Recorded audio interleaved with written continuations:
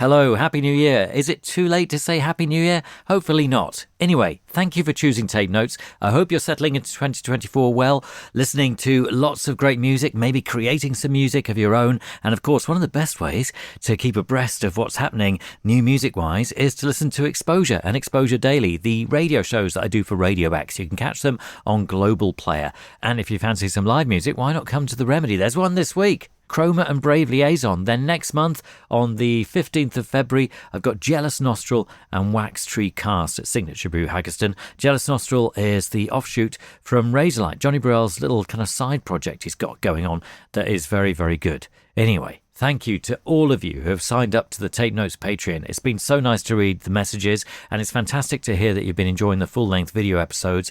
If you haven't already joined us on Patreon, then please do consider it. It makes a massive difference in our ability to keep the show up and running. Now, onto our new episode. We have one out this week. It's with the amazing 100 gecs. If you know anything about them, you'll know how crazily creative they are. And I was lucky enough to catch up with Dylan and Laura of 100 gecs to talk about the record that they released last year, 10,000 gecs. Laura was up in the mountains in Colorado, and Dylan was at his home studio playing back the music. And there is just so much to hear. The sheer number of layers and the breadth of their sounds in each of the tracks is just incredible. At one point, Dylan shows us how he turned the sound of celery into something similar to a transformer. So that is our new episode, 100 gecs. I hope you enjoy it. But now, without further ado, let's get started.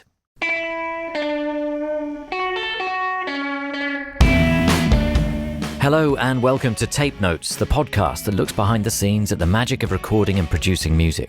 Every episode will be reuniting an artist and producer and talking through some of the highlights from their collaboration in the studio. So join us as we lift the lid on the creative process and the inner workings of music production to see what lies beneath.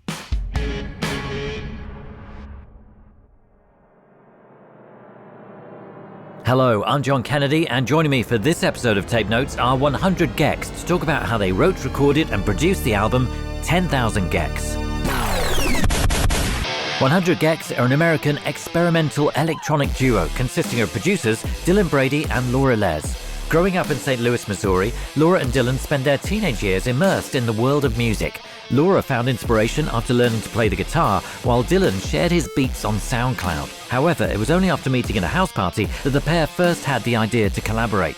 Recording alongside their college audio engineering course, in 2016 they released their debut EP, 100 gecs. Although unable to find the time to continue releasing music together, in 2019 they performed a DJ set at the Minecraft Fire Festival. The event reignited their creative partnership, and they set to work on new material, releasing their debut album, 1000 gecs, later that year. Labelled one of the most exhilarating records of the year, the duo's maximalist blend of hyperpop, stadium-sized trap beats, and distortion to near destruction gained them a cult-like following. Following a tour supporting Brockhampton and a remix album collaborating with artists such as Charlie XCX, Rico Nasty and Fall Out Boy, in 2023 the band released their second studio album, 10,000 gecs. Maintaining their status as hyperpop trailblazers, the record reached the number 4 spot on the US album charts. This time, leaning into pop-punk, new metal and ska, the record has been described as the perfect outro album for the end of the world. Today, I'm at home in Morden, South London, and I'm joined by Dylan from his studio in LA and Laura from Colorado. And what better way to start our conversation than by hearing something from the record? This is Dumbest Girl Alive. If you think I'm stupid now, you should see me when I'm high. And I'm smarter than I look, I'm the dumbest girl alive. I took 10 pills today, I got bruises on my thighs. Plus I gave away my brain, I'm the dumbest girl alive. I got lightning in my veins, walk around like Frankenstein. I did science on my face, I'm the dumbest girl alive. Never ask me what I think, don't know why you even try, cause I always get it wrong. I'm the dumbest girl alive. Money coming from my mouth, money coming from my eyes, and I keep on losing count. I'm the dumbest girl alive, and I'm picking up the pace. I'm so happy. So good.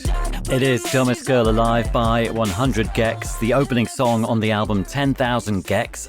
And I'm very pleased to say that I've got 100 gecs connected to me. I've got Hello. Dylan Brady and Laura Les. How are you? Never better. Doing well. How are you? I'm fine, thank you. So we're connected online. You're in 2 separate places, but I think maybe in the same town. Nope. No? Okay, so Laura, where are you? I'm somewhere in the mountains. Still in California, though? I'm in Colorado right now. Oh, okay. And Dylan, where are you? I'm in LA. You're in LA. Excellent. Okay. So it's great to have you here. Thanks so much for joining us. 10,000 gecs only came out this year, but already it's clocking up the millions of streams. People are very excited about it. And we're going to examine how you created some of these songs. And the first one that we're going to look at is Hollywood Baby. So maybe we'll have a quick blast of the master of that, and then we can start at the beginning. Sure.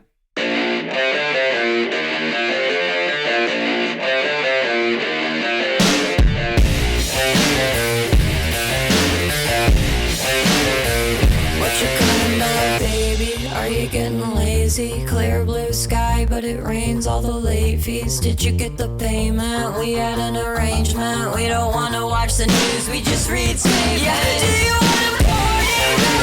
Barbie? Are you gonna back that shit up when it all comes to you? Want to party? Barbie? Are you gonna back that shit up when it all comes tumbling down? Picture fit, no one gives a shit. Better off if you just get over it. I'm going crazy, little tiny Hollywood baby, brand new Mercedes. I'm in the crib going crazy. It is Hollywood Baby by 100 gecs, and this is the first song we're going to look at with Dylan and Laura. So where did it all begin for this tune? I had a demo of just like the hook bit, and it was like really slow. Do you have that handy? I mean, do you... I could play a tiny bit of it. Right. Yeah, I'm going crazy, little tiny Hollywood baby. Type vibe, slower, Yeah. wetter, softer. And in terms of how you were doing that, I mean, is it as it sounds? Like it just sounds like you've got your guitar out and you've created a riff and you've recorded it? Or are you doing something else entirely? You're creating that in a completely different way? Pretty much just that, you know? Familiar chord progression with the vocal thing. Yeah. And so, I mean, this is interesting today because obviously we're hooked up online. And in some ways, this is part of your process, I think, that you connect and communicate in separate places online and swap tracks back and forth. Yeah, I mean, we use in Logic. There's this thing called track alternatives. We used to do it like we'd take a file and then we'd make a duplicate of the file and call it like Money Machine 2 and send it back and forth. And now we've been using the pro power user shit. It's called track alternatives. So on each project file, there's like 100 different alternatives or whatever. And so we just keep racking those up, and then we have them saved to a Dropbox so we can just edit off the same project file over and over again now, which is way better than the other way. Yeah. In my mind, you see, I'm picturing you both never leaving the studio, but different studios, and you're there 24/7, just kind of working on things all the time. But maybe I've got a misconception. No way, buddy. I hate working. I just got a dog. Yeah, pretty much. I mean, like even when we were working at the same studio, we were using our friend's room at East West for a while. Jeff, who did a lot of the final like mixes for the album. We were working out of his studio, and we were in two different rooms in the same I don't know how to say it, like two different like individual rooms in the same like studio. Yeah, or he whatever. had like an A and B room. Right. So like even when we're like kind of in the same place, we still like, I mean, I love to work alone because I don't like to subject people to me doing 100 different like takes of the same thing over and over again. So it's kind of nice. And then plus like you can take as much time doing as much stupid little edits. So I like that. Yeah. But we were together a lot more on this album for sure. Yeah. So you played us that little demo thing that you had. What happened after that? I go, wow, that was such a good thing. Good job, Dylan Brady. Why don't you go ahead and send me that project file and I'll do something to it.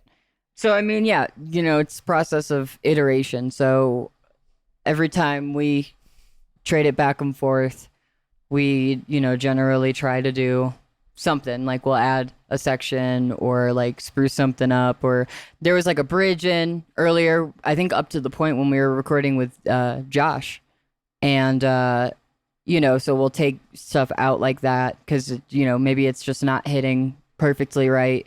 Or there was pretty recently, I want to say like, a few months before we were done with it, there was a totally different verse. Like this was the whatever ended up on the album was kind of the original one.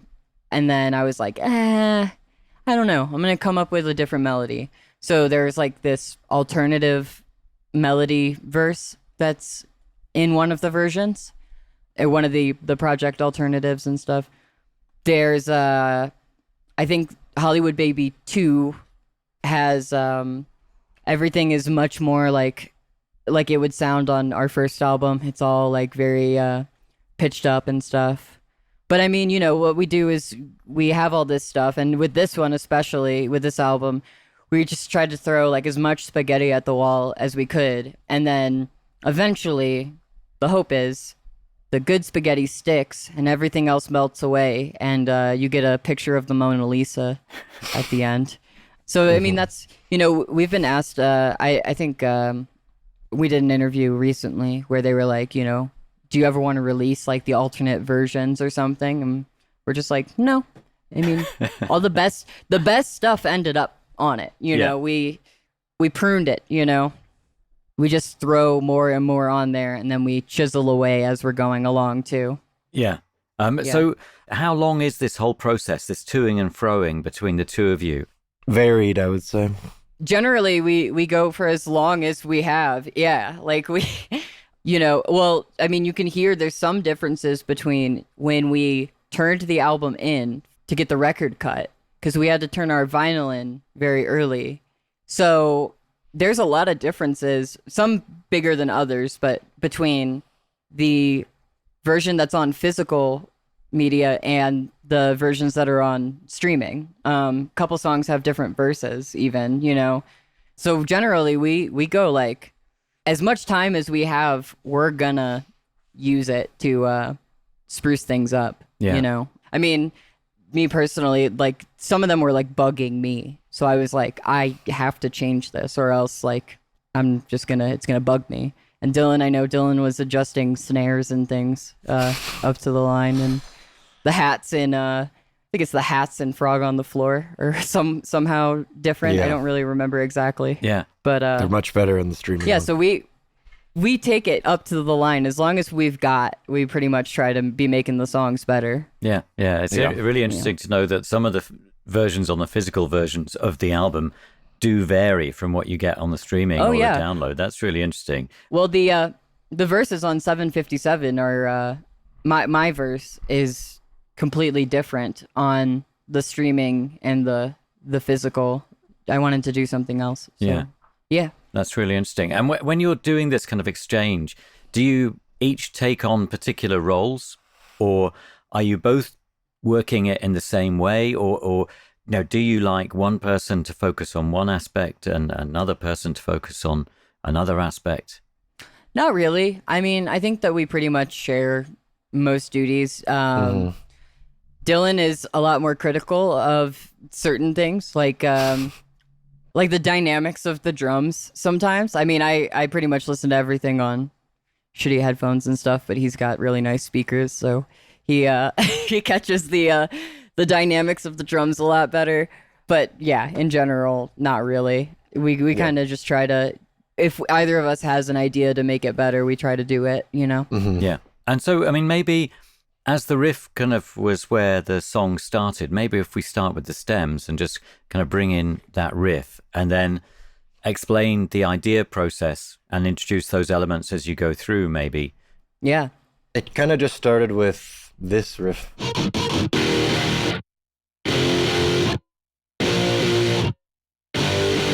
And then kind of we did most of all the vocal bits without even kind of this one.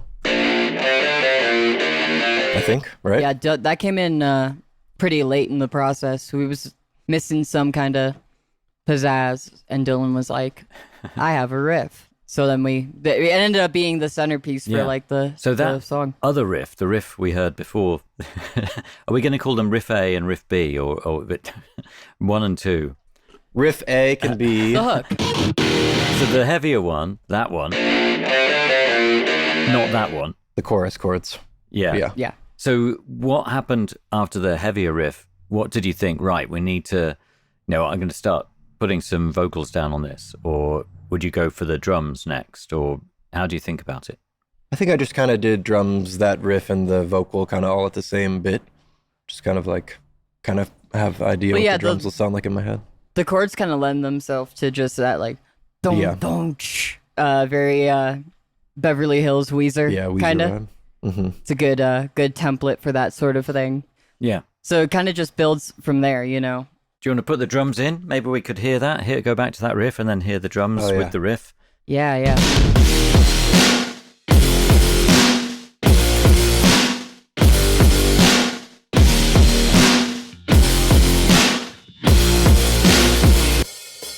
Yeah. One thing I really like about this one is, and a lot of them on the album is the mixture of Josh's drums that give you that like space and like a lot of punchiness with like the sample drums layered on top of them. It really like thickens out the snare and stuff, and it's pretty neat Yeah. to me. And did you start with the real live drums then? Did you get Josh to play a certain beat and then you recorded that and then started manipulating that? No, we had like the whole demo pretty much.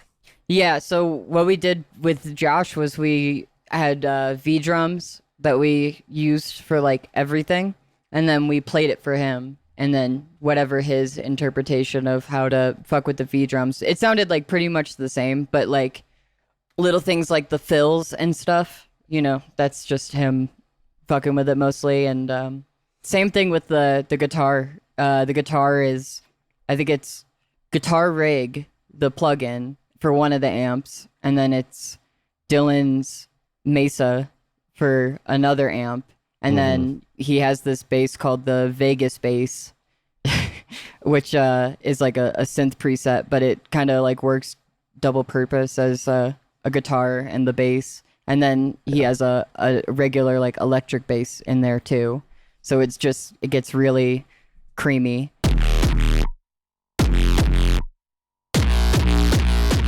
Vegas bass. Yeah, that's the Vegas bass there. I think it switches from electric too.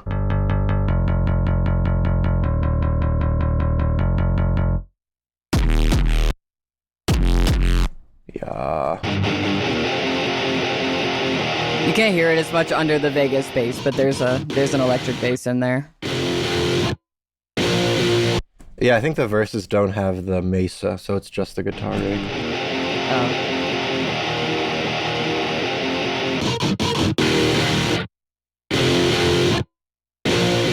Gets big. Yeah, it gets thick, but that's like 6 guitars playing at the same time, plus a synth line, plus an electric bass, or like play the guitar part before in the pre-chorus, like the brr, because there's a lot of guitars on there too that are like pitch shifted.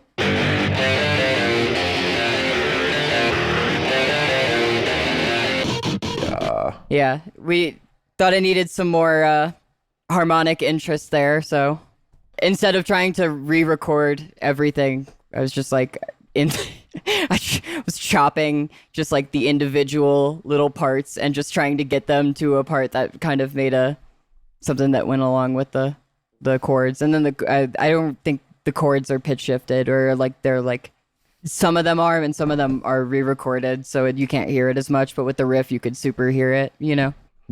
And are you applying lots of different processing on each of these elements as you go along, just until you feel it sounds right? It's got the right level of crunchiness or the right level of thickness or whatever it is you're searching for. Are you doing that kind of almost instantly as you work towards the fully realized vision of what you're trying to achieve? Totally. Yes. Some things are more utility, like the pitch shifting, it's kind of like, it's like more, you're changing the song, and then some things are just like We're gonna throw a little decapitator on something just to like try to get it a little bit thicker, or like a lot with the layering of the drums and stuff. It's like, oh, okay, we're gonna boost 200 on the really punchy snare or something so that it has some more body or stuff, so to varying degrees. But yeah, that's what I'm saying with the iteration. It's like it just goes back and forth, and like it's always being tweaked just slightly. Like everything is getting tweaked. Yeah. Although I would say I don't think the guitars recorded on Dylan's Mesa have very much at all. No. we were kind of just like, sounds exactly how a guitar should sound. Yeah. It's exactly right. And so, I mean, with this record, did you take a different approach to the previous releases? Did you want more straightforward things this time round in some ways to have a contrast with what you had put out already? I mean, because obviously people are going to expect certain things from 100 gecs, and all those elements are across the album. But at the same time, the vocals are slightly different. There's less auto-tuning on the vocals, and like with this track as a good example, that guitar is, as you say, how a guitar should sound, for the majority of the track.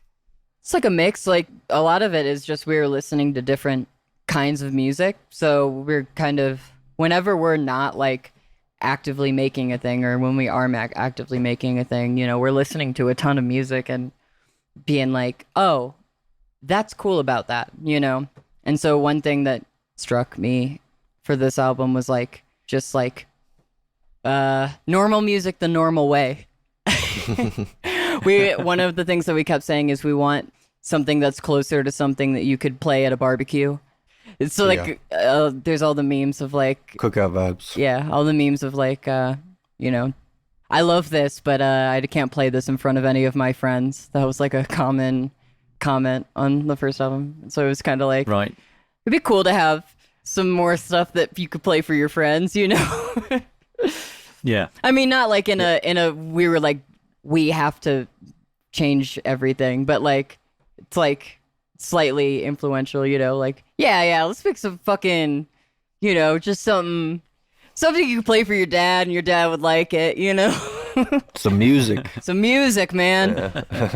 Well, I mean, the Hollywood Baby is a good example of that, in that you can kind of see its connection to Weezer, say, as you've already mentioned Sure. them, or its connection to a band like Sleigh Bells, who are also playing around with Sure. volume in different ways and with program beats in different ways, but at the same time trying to create something that taps into those other more straightforward, more normal elements. Well, yeah, and it's funny that people talk about this album like it's like all that way. I mean, I think a lot of the things that we did are, I mean, whether they're like normal, it's a lot of the same shit that we did on the first album. There's just a lot of guitars instead of super saws, It's not really all that different. Like it's pretty much the same vibe. We just used more guitars this time and more live drums. I mean, we got to work with Josh Freese, and that was fucking awesome. He's an incredible drummer, and you know. So we were like, fuck yeah, we're putting live drums all over the thing. So any live drums on this record are played by Josh Freese. That's what you're saying. Yep. No wonder they sound so big. Yeah. He's got a heavy hand. There's Josh Freese. There's an app called Superior Drummer. It's like a very realistic sounding V-drum type thing. There's individual samples that we got off of Splice. Samples from Josh. Yeah, samples from Josh, like just him hitting a drum once. There's Logic stock drum kits in here. It's like we pretty much were trying to pull whatever we could into getting it all together.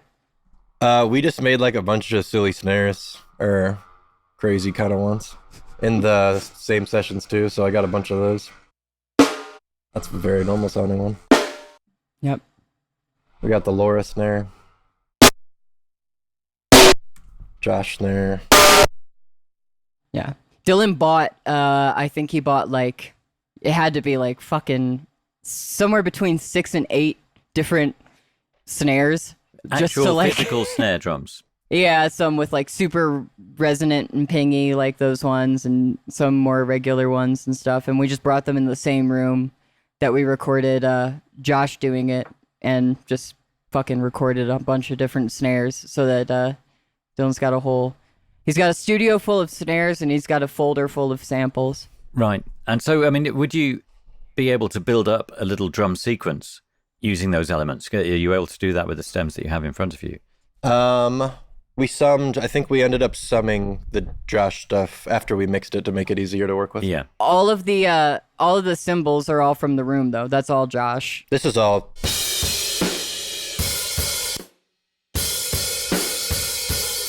And then we add. And that snare is him as well, just smashed and shit. So then all together.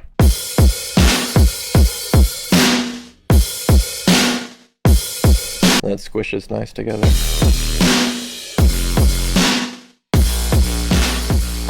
Yeah. Sounds great. It sounds so big. It sounds so exciting to have Josh Freeze at your fingertips, as it were, and all these other elements, and to bring them together. We were so excited that he would want to work with us. We actually were trying for like a couple months to get him. We were listening to it was as the Danny Elfman record was rolling out and all the singles were coming out. And we would like listen to the singles in the car, and then Dylan was just like, we just need that guy. We need whoever's doing that. We need him to just do our shit. So we reached out to him, and then like maybe I think it was like 2 months later, Right. he got back to us. He's a busy guy. He's busy doing he does drums for people. Wouldn't even realize that he's done drums for like just everything. Just fucking everything. Yeah, and of course now he's the newest member of Foo Fighters. Hell yeah. Yeah, he's just landed that I job. found the which is riff. Pretty amazing. Oh, you found the riff. Which riff is this? The original Hollywood Baby riff. Oh, wow. Give it to us then. They said it couldn't be done.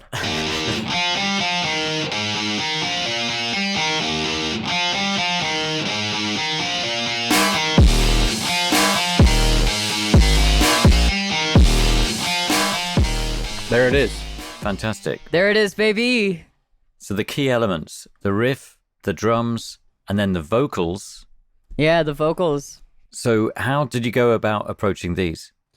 Well, Dylan had his hook like the entire time. Like he he knew exactly what he wanted it to be from like the beginning. So he obviously on the old version that you heard, the original version, it was like whatever. So he re-recorded it, a little more energy and stuff. And then my verse, I did like way too many fucking takes, being anal about it. So didn't end up getting done till way later. But it's like each verse is like 3 different layers, and they're all like they're auto-tuned, but in a way that you can't tell as much. Very, very slight type auto-tune. Yeah. Crying about baby, are you getting lazy? Clear blue sky, but it rains all the late fees. Here's my vocal. I'm going crazy, little tiny Hollywood baby, brand new Mercedes. I've been at the crib going crazy. Very tuned. It sounds great though. Perfect. And so, I mean, and those 2 lines were kind of a jumping off point for you, Laura. Yeah, I don't know. It's like it's about being a baby in Hollywood. So I wrote a bunch of things about how I fucking hate a lot of things about Hollywood, and then that's what it ended up being. And then I did a bunch of takes trying to get it right. Right. Especially those high notes. I was like, God damn, it's so high. But I was like, it has to be that though. Party, Malibu, Barbie, are you gonna back that shit up when it all comes to it? So good. And do you sing with the autotune on, or do you apply it afterwards? Yeah, I mean that's the beauty of modern computing is you can do it most of the time without latency. Yeah. So shout out to Waves Tune Real Time, and yeah, definitely trying to keep it on so that I can hear what it's doing as it's doing it and stuff. Yeah. Play the outro.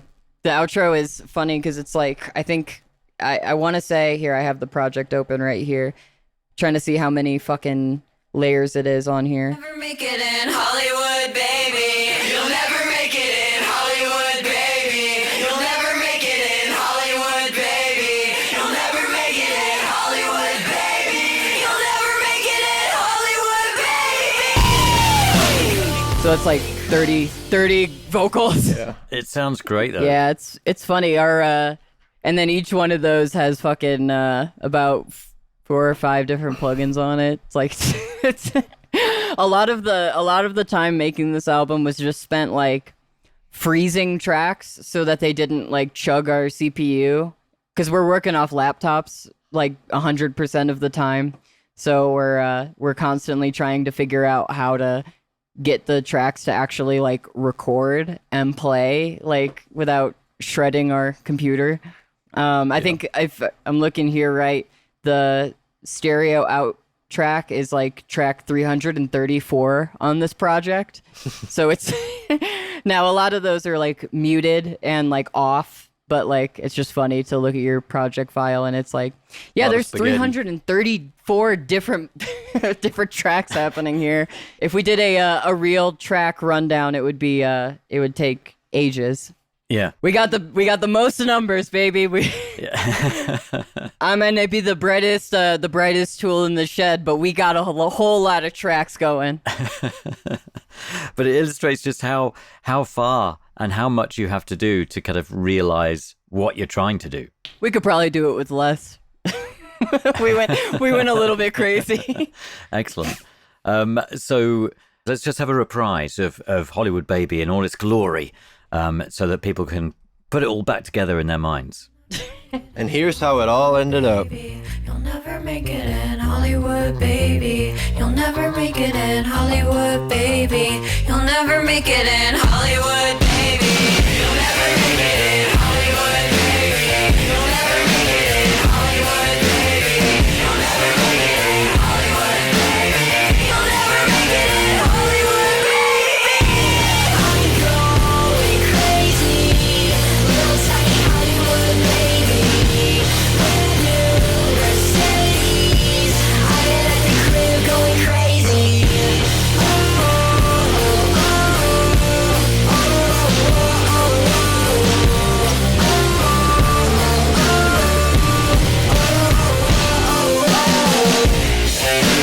Literally hundreds of tracks to create this magic.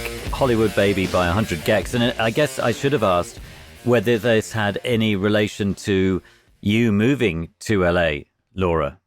Because when I first heard it, I thought, oh, does that connect in any way to, because obviously, Dylan, you've been living in LA for a few years, but Laura kind of joined you more recently. Yeah. Well, I was living in Chicago. I was doing school whenever Dylan moved to LA, so I was thinking about doing it when he did. I was like, maybe I should just...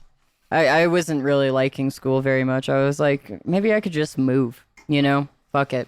And I ended up finishing school, staying there for a while, and then once stuff started kind of popping off with gecs, I was like, okay, now's definitely the time. Like, I want to try it, belly of the beast, get to hang out with Dylan all the time too, and kind of be around, everything going on. And I was like, yeah, I'll do that.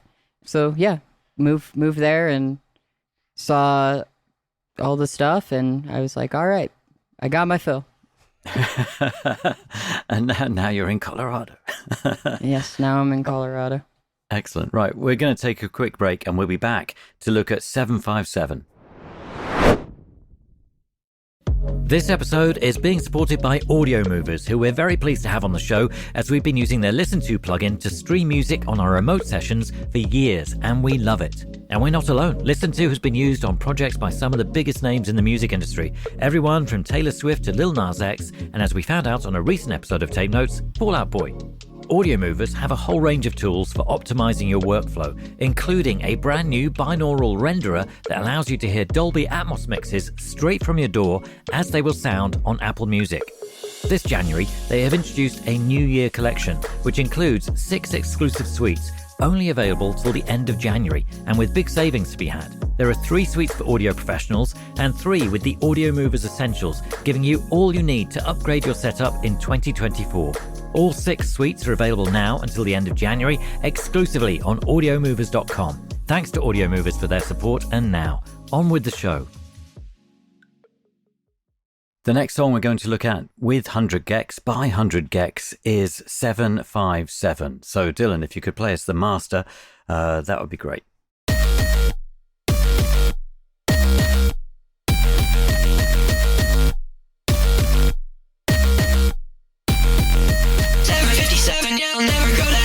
been smoking since 11. Told the devil he's 11, yeah, 7:57, yeah, I'll never go to heaven. I've been smoking since 11. Told the devil he's 11, yeah, 7:57, yeah, I'll never go to heaven. I've been smoking since 11. Told the devil he's 11. I got problems with my spinning. All these voices in my engine doing 80 in a steady, but I'm never in a hurry. Screaming la-di-da-di-da-di. All I wanna do is party, drinking bottles of mezcal, taking pictures at the model, staying up until the morning. Never said I was more discerning. Oh, wow, like coyote hooks the waters of this body. Yeah, 7:57, yeah, I'll never go to heaven. I've been smoking since 11. Told the devil he's 11. Yeah, 7:57, yeah, I'll never go to heaven. I've been smoking since 11. Told the devil he's 11. It is 7:57, 100 gecs from 10,000 gecs.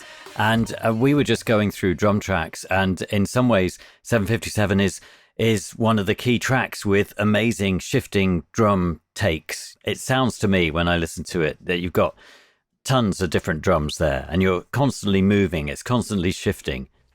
Yeah, it's a bit of Electronic a type manic vibe. one. Yeah, a little more electronic vibes. Yeah. So, I mean, how did 7:57 come about? Because I'm just wondering, with each of these tracks, do they just emerge out of experimentation, or just a light bulb moment, and then you kind of quickly record that, quickly sketch that, and then start building that up from there? Or do you occasionally have more of an agenda where you think, what we need to do is make this kind of a track? That's what we want to do. I had like an idea for a riff that kind of hit like that with the space, like the kind of thing. Yeah. And then I kind of just built around that a bit. Yeah, I think when I heard it first, it was pretty much the chorus of how it is now. I mean, minus some production, you know. It was pretty much sounded exactly how it sounds on the record. This is one of the ones that came together a little bit easier, and it was mostly just little tweaks along the way. And the second half kind of, I don't remember what that was originally. The end, I don't think it was anything originally, and then It was just like- that vibe, I think, right? yeah, it used to be all like how the rest of the song is, and then I was like, gotta slow it. Cool to do a slower ending type bit. Yeah. What's that? What did you just play? 7:57-2. Oh, nice. Should we hit it a bit? I've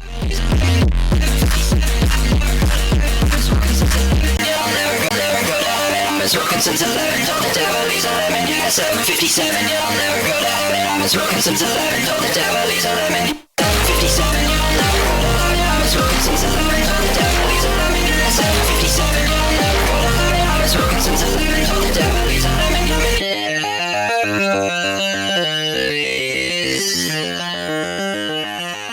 Are we able to hear any before and after things with that?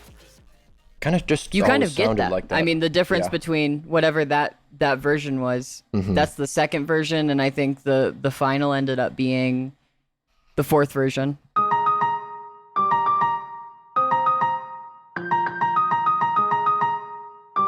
So what bit of piano is this? So that's we were in what was that, Studio One, I think, at East West. Yeah. We did a bunch of stuff in Studio One because nobody else was there, but we were working at like 3 a.m. So we snuck into the big expensive studios and got some tracks in there. It's where Yeah. like Michael Bublé records and stuff. Right. So is that a grand piano there? So or- that's a grand Yeah. piano that's in Studio One. Yeah. I like the way that you're kind of taking opportunity when it arises. So it's like, oh, nobody's here. Quick, let's get in there. What will this sound like Yeah. if we kind of hit that piano? Yeah, everything's kind of a hodgepodge for sure. Yeah. So, I mean, the kind of breakdown section, it goes almost like sped up Bach or something like that. Does that make any sense to you? Sped up bark. No. Bach. Yes, as in Bach. Johann Oh. Sebastian. How did you do that? Was that just like That that wasn't just mashing? I think you did like a whole. He did like a whole keyboard solo, and then Yeah. we took the MIDI of the keyboard solo and like sped it up, and then used that as the pitch shifting thing. You can So MIDI I'm just, in. it's just like a really long vowel changing, like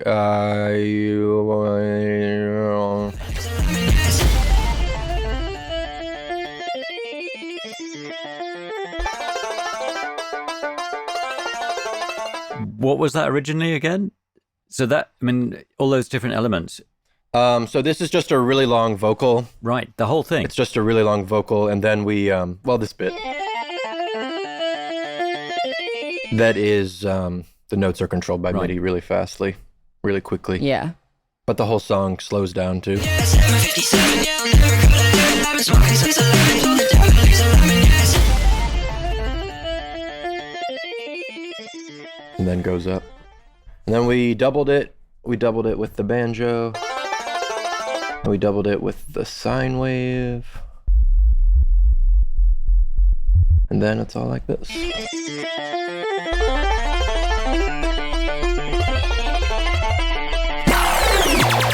But yeah. Chop it up for the drum bits. Yeah. Yeah. That's I love how the MIDI tracked vocals sound on that last bit. So good. Just comes together, you know. Do you have that initial vocal there, Dylan?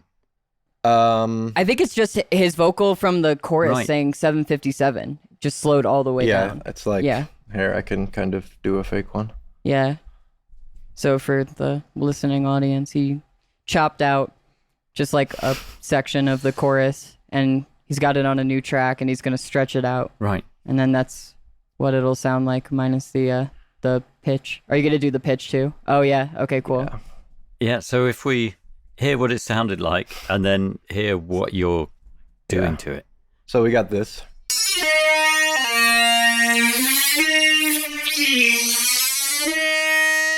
Nice. So that's all slowed down. Yeah.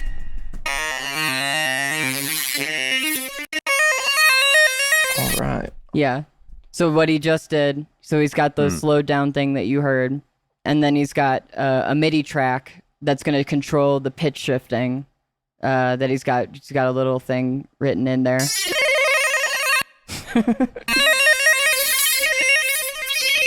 Etc. It's great. Yep. Simple as, and then you play a little keyboard solo.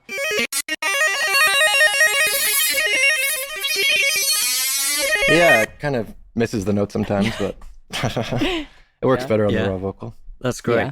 But anyway, you can kind of get an idea of how to.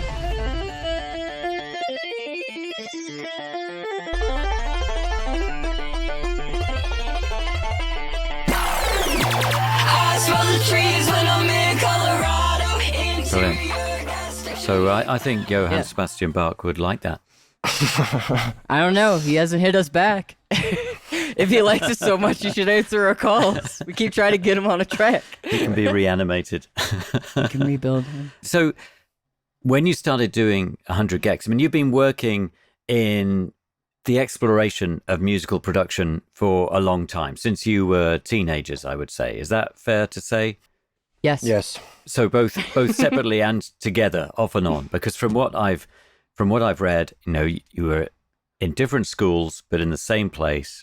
You met as teenagers. You were both interested in making music, and you were both making music in different ways. And you were kind of trading ideas, trading influences and taste, and kind of coming together because you both had similar taste. And maybe the people around you that you were actually making music with didn't share that taste in quite the same way. Yeah, I mean, you know, just a different vibe. Dylan's Yeah. made music with a ton of people, you know. We just ended up really congealing on certain things. Because when I first heard 100 gecs, you know, I thought of so many different artists, you know, that have come through in the last couple of decades, you know, be it Kid 606 or stuff that came through on the digital hardcore label from Berlin, or I guess a bit more recently, like people like Sleigh Bells and everything. And I just wondered how much you were aware of all those things, or whether the exploration led you to kind of similar conclusions or similar thrills that you were getting along the way by doing all these things. I mean, we always try to make music for us, for the majority of it. It's like, just what do we want to be listening to? Like, that's why, you know, we just always say, like, it's totally dependent on whatever we're listening to at the time and stuff. So, like, yeah, I mean, in high school, I was super duper into Sleigh Bells. I like to categorize myself as a pretty ravenous music listener. You know, I try to go down as many rabbit holes and listen to as much shit as get my hands on and stuff. And Dylan's the same. And so we're we're aware of a lot of stuff. I don't know Kids 606. Yeah, I don't me know that. So maybe not that ravenous, I guess. One of the reasons why I was asking about that kind of stuff was that we did have a couple of Patreon questions. So people from our Patreon were wondering about the educational side of what you're doing. And John Mason wanted to know if you had any formal training, and if you did you have any learning in how to make music? And I know that, like you were saying to us, Laura, that you finished school. So you went and did an audio engineering course, was it? I did. It's a bachelor's of science in acoustics. It's like a engineering type vibe. So it's a lot of math and science, but not very much music production. Right. That's interesting. And Dylan, you went to college but thought, no, I'm going to go to LA because you had already started hooking up with lots of different artists and started working with them via SoundCloud. Is that right? Yeah, but I did also go for 3.5 years to audio school. Right. I mean, the biggest thing about school, I think, is that, like, when you're in school, you kind of are afforded, I mean, at least I was, it's different for everyone, of course, but I was afforded some time to just, like, fuck off, and, like, I was recording a couple, like, local people, just people that were, like, at the school or whatever, and doing engineering stuff that way, or audio engineering stuff that way, and just like a lot of time, when I was in school at the back end, I was working in a fucking reception job, so I had a lot of time to just like sit on my computer and just mess around on Logic while I was doing that, because when you're a receptionist, you don't actually do very much. Going back to 757, I mean, it looks, when we look at the screen, looks like you've got all sorts of amazing sounding effects there. You know, I'm looking at Gunshot and Synth Nexus, and, you know, could you show us some of those? This is just a Nexus preset with the bass. Duplicate, and the vocals doing the same melody. 757, yeah, I'll never go to heaven. I've been smoking since 11, told the devil he's 11 years. Got this break that comes in. Couple fills. Dylan made a bunch of like Transformer type sound effects for this album, and a lot of them didn't get used, but on this song they did. He has like a huge folder of Transformers type sound effects. I'll play a couple.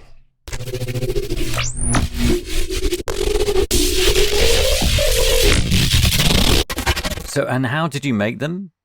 This one was a recording of my AC unit that is like frequency shifted, the tremolo automated, maybe delay automated. This is a balloon being scratched with all the same shit. This is some celery with all the same shit. Guitar string, all the same stuff. Wow. Dishwasher. This one's from a synth.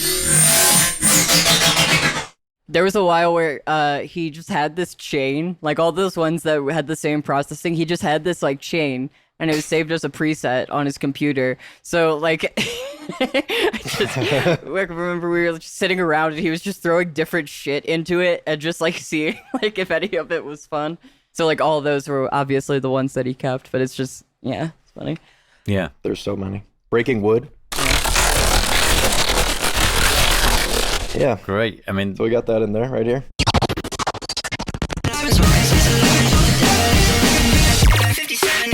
First drums. Pretty dry.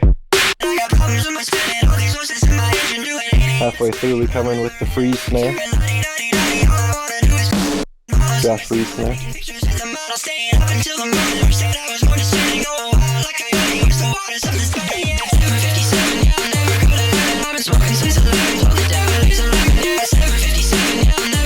Made a bunch of these like sweep things too.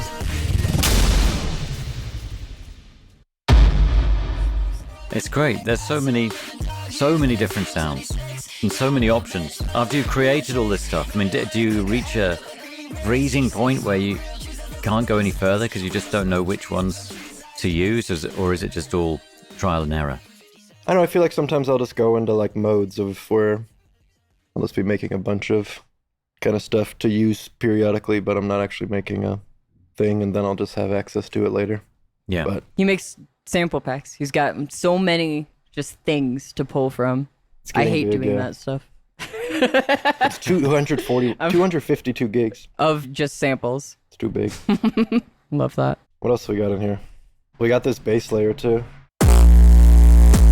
Normal bass, high layer. Stereo vibe. Yeah. Wanted the low parts to be in the center and the high parts to be split up. Yeah, I'll play the real one. I smell the trees when I'm in Colorado. Interior gas station McDonald's. I left my cell phone dead at the house. I see the stars when the sun goes down. Somebody's making money off of my problems. Way that you're talking, you better wear a condom. I smell cowards and sons of a bitch. Everything quick, all smells like shit. I smell the trees when I'm in Colorado. Interior gas station McDonald's. I left my cell phone dead at the house. I see the stars when the sun goes down. Oh yeah, the big gunshot. And that's the vocals on that part are just the same thing that we did for the rest of the song, but just two layers that are singing harmonies and then a raw one on the top. I like how it thickened out. Yeah, it sounds great. Problems, the way that you're talking, you better wear a condom. I smell cowards and sons of a bitch. Everything quick, all smells like shit. He's making money off of my problems. The way that you're talking, you better wear a condom. I smell cowards and sons of a bitch. Everything quick, all smells like shit. I smell the trees when I'm in Amazing. So that's 7:57. And that's a wrap.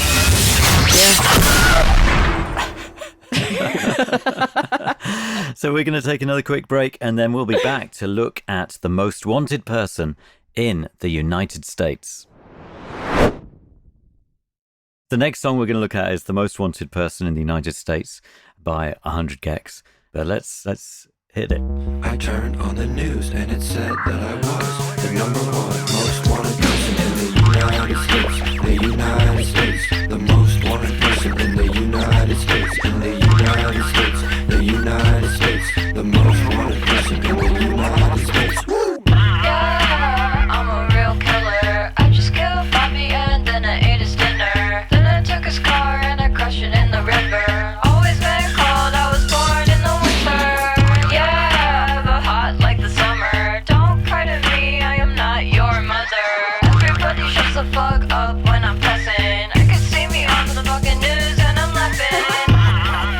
Cause shit's so funny. I just killed your dad and then I took his money. Queen of California, hot like the heat is. Got Anthony Kiedis sucking on my penis. I mean, that is the killer line, isn't it? Anthony Kiedis sucking on my penis. Is that what you say? I don't know. It was No. on that part I wanted to say something else, like you gotta give it away, give it away, give it away now. And then I heard that we wouldn't be able to clear that. So I was like, all right, well I gotta put something there. So Well, that was an inspired choice. So, The Most Wanted Person in the United States is the song. So, I mean, the first thing that strikes me is that bass line, the Under Me Slang Tang thing. Yeah. So, how did that come about? What was that choice all about? Really good bass line. Love all the different versions. Yeah. So, I mean, this is a kind of classic digital dancehall tune from 1986 or so, but has been versioned and versioned and versioned. yeah. Like so many brilliant strokes of musical genius, like say the Bo Diddley rhythm or whatever, it just enters the lexicon of music, doesn't it? And it's just there for you to pick up and use in whatever way you want to use it. Well, it's just a preset from a keyboard. So it's like they actually you don't gotta clear it. It's crazy they were trying to do the Bowie thing. Yeah. Do you know the vibe of the slang tang? It's a little a bit of David Bowie. Apparently, it's supposed to be like they were trying to get the rhythm of that song, and Right. that's what ended up on the keyboard. Funny. I don't know. It's funny. There's a YouTube video that talks all about it. It's real fun. Yeah, because I think it was I can't remember her name, but the person who came up with a lot of those rhythms in Japan Yeah. is now kind of being celebrated again. It's about her, and they talk to her about it and stuff. Yeah. Yeah, totally. So, but obviously you heard it, you thought, well, how can we not use this? Or what did you think? What was going on? I don't really know how it came into the mix. We had a bunch of different songs coming together as one. Yeah, you had one where it was gonna be like the slang tang, and then it went into like a drum and bass type vibe. I wonder if you have a bounce of that. It should just be called like slang something.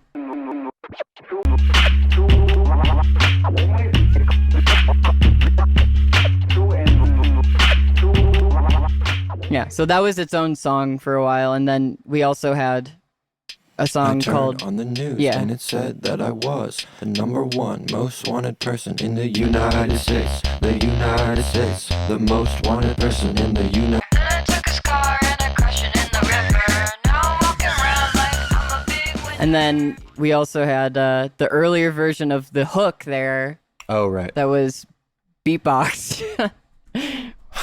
I think that one that just played was a little bit further in, where it was, we knew that we wanted to put the slang tang on that one. But then for a long time, we just thought we were going to do this beatboxing thing Oh, with yeah. it. I turned on the news and it said that I was #1 most wanted person in the United States. The United States, the most wanted person in the United States. Woo! So we kind of congealed all of those together into one thing because we couldn't decide. I turned on the news and it said that I was the #1 most wanted person in the United States. And then all these different sound effects come in. Yeah. Mm-hmm. Scratching by DJ Final. DJ Final. Yep.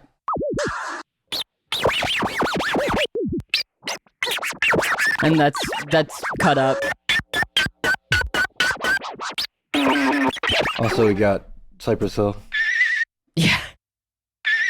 Cleared that one. Didn't clear that. Yeah. Got the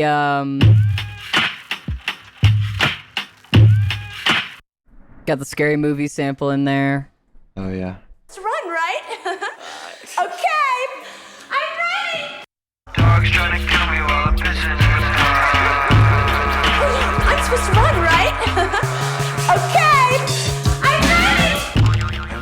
I think my favorite part of the whole song is the boom boom boom boom, the guitar that you did on your verse there. It scratches my brain in such a good way. Just that one little thing. But they'll never catch me sleeping in a That's my favorite thing.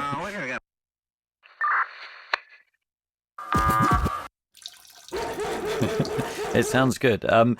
Obviously, a lot of these sounds are kind of familiar and they're used in lots of different things. You didn't go like you did with the last track and create loads of your own samples. That dog isn't Laura's new dog barking. No.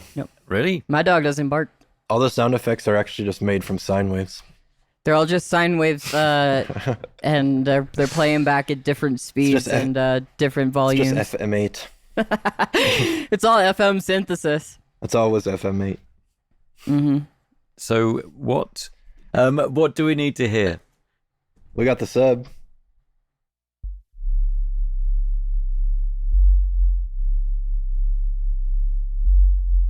Low. Little kick.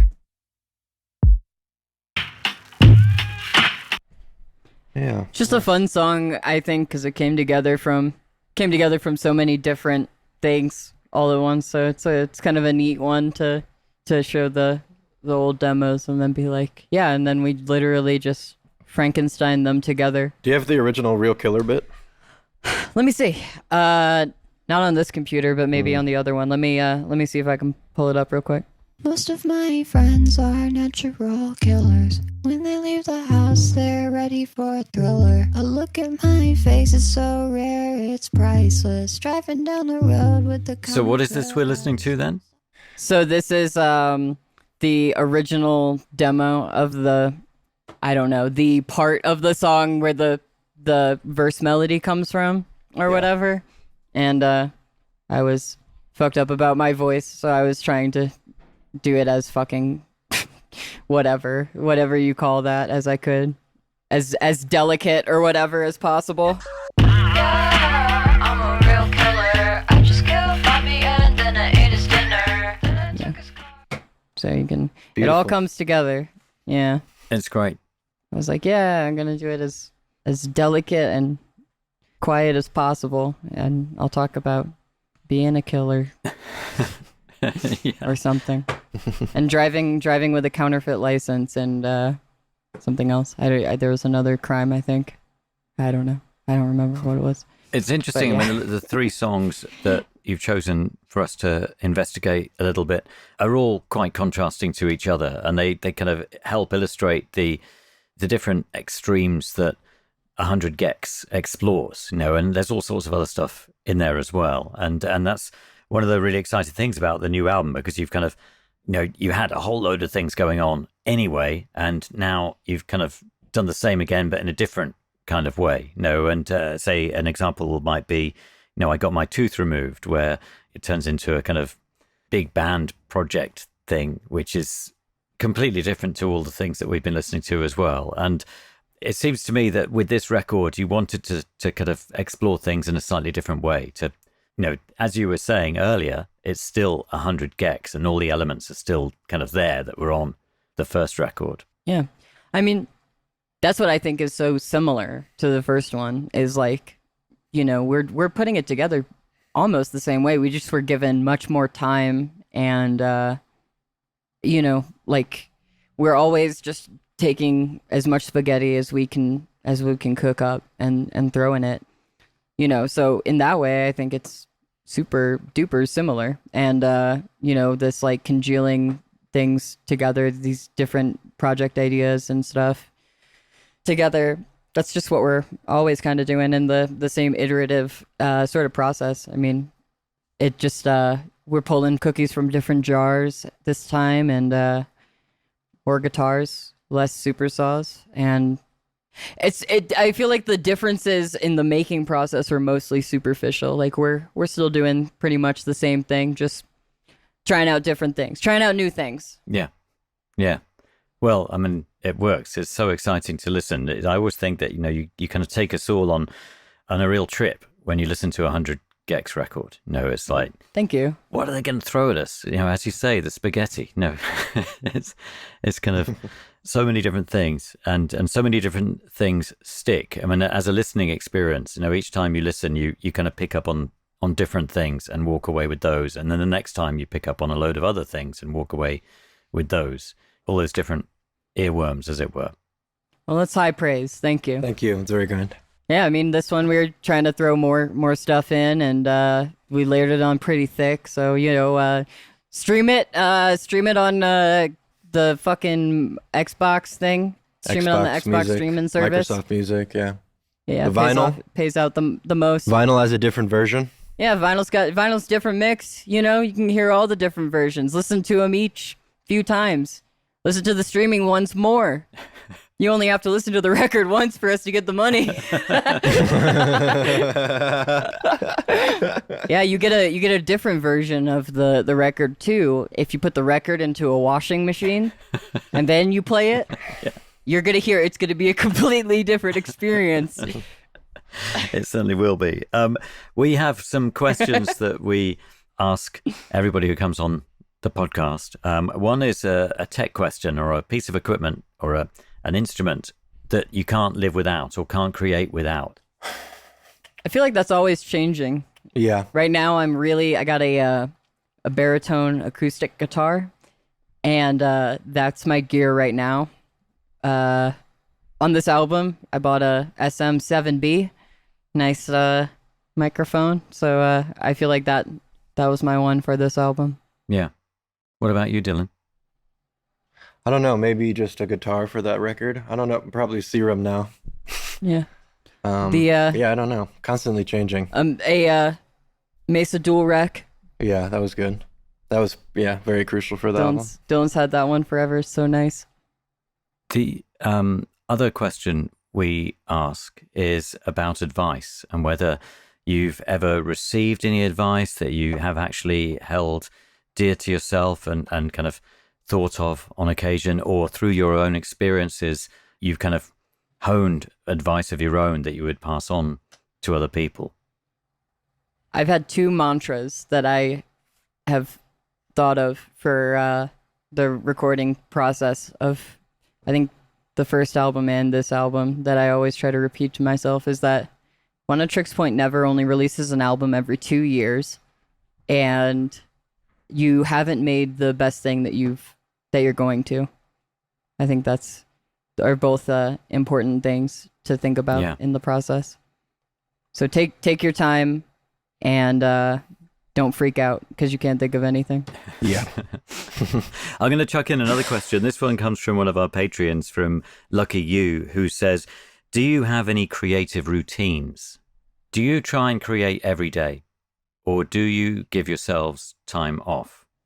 The weekends off. Yeah, Dylan treats it. Dylan's very 5 days a week. He's in the studio. I'm in here right now. Yeah. Yeah.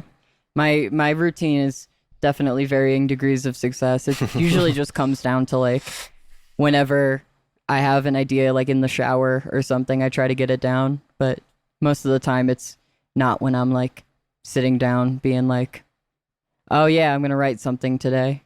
I don't do the everyday thing very well. I try to, though. I mean, try to at least sit down, mess around, try to get something recorded or whatever, even if it's not good. I guess this mixes in with the advice one. I just somebody showed me this video, and he was saying you gotta just every once in a while give yourself an arbitrary deadline to do something, and just get something finished, anything, finish a song, do a song in a day and finish it, and just say, okay, that's a song, and because one of my big problems is I'll start things, I'll start 100 things, but none of them that I can ever show anybody, because I never finish them up. Me too.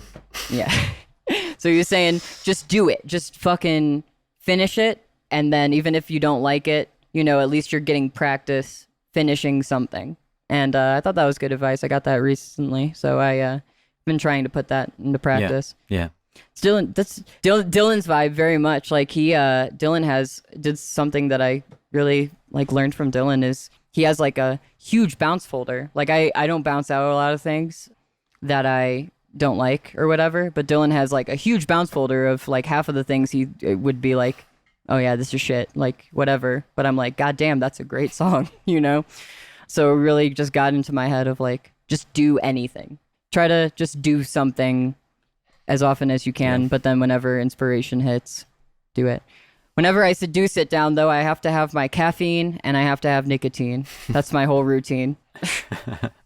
I mean, having gone through some schooling with regard to audio and with regard to music, I mean, do you now feel that was a worthwhile process? I mean, if you were talking to up-and-coming producers or songwriters, would you say just focus on your own stuff, or is it better to have gone through those experiences as well? Focus on your own stuff 100%. I'm glad I went through my experiences. But okay, so it's good to go through. You should learn something, it's good to learn things and to push yourself and stuff, but also focus on what you're doing. Use the opportunities that are provided to you to, get some stuff done. Try to work on what you do, whatever it is you do. I think that's just, in general, good advice. Yeah. No, loads of great advice here, I reckon. We should let you go. Thanks so much for your time. I really appreciate it. It's been brilliant to get a little window into the world of 100 gecs and the way that you work. We should play out one more song from the album as a kind of outro track. And I was thinking I Got My Tooth Removed might be a good choice just because it's different again, and how did this come about? What were you thinking of? And sometimes I think listening to the songs that they relate specifically to particular experiences, such as I got my tooth removed, and then that was the impetus. That was obviously a painful experience and an intense catalyst for creativity in some way. But I really like that element of what you're doing. That tiny and maybe not so tiny instances can be the springboard for something. Everything is a relatable experience, So, I mean, in terms of the development of I Got My Tooth Removed, what happened with this?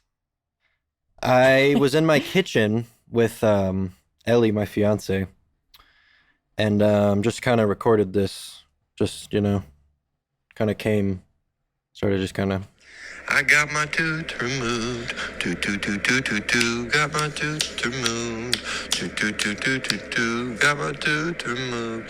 And Type vibe. Yeah. And then we kind of built it out. When Dylan started cooking, that's when the songs really started pouring in. Yes. I think Frog on the Floor was also like that. Just like Dylan was literally cooking and just was like popped in his head. Yeah, that's great. You got to capture those moments. Yeah. And then brought it straight to Studio One, baby. Also, one more. Probably by the time this comes out, we will have released the stems to the album on our website. Wow. And what's the idea behind that? So people can take those stems and create their own? We did it for the first album and the second album. And see what happens. It's fun. Yeah. Fun to poke around sometimes, Yeah. Yeah. So anybody listening to this, any Tape Notes listener can get the stems for the record and create their own works Steal of from wonder. us. Yeah, steal from you directly. Yeah. Excellent. So thanks again. Yeah, thanks for having us. thank We you so much. appreciate it. Let's hear the master then of I Got My Tooth Removed. you were tough, unforgiving, made me cry. Thank you for listening, and in particular, thanks to all of you who have signed up to support us on Patreon. I'm just one part of the team that brings you Tape Notes, and it relies on your support. If you'd like to join, head to the link on our socials or website. For pictures, highlight clips, and behind-the-scenes content, head to our Instagram or YouTube channel, and on Discord, you can join the growing Tape Notes community. Once again, thank you for listening. Until next time, goodbye.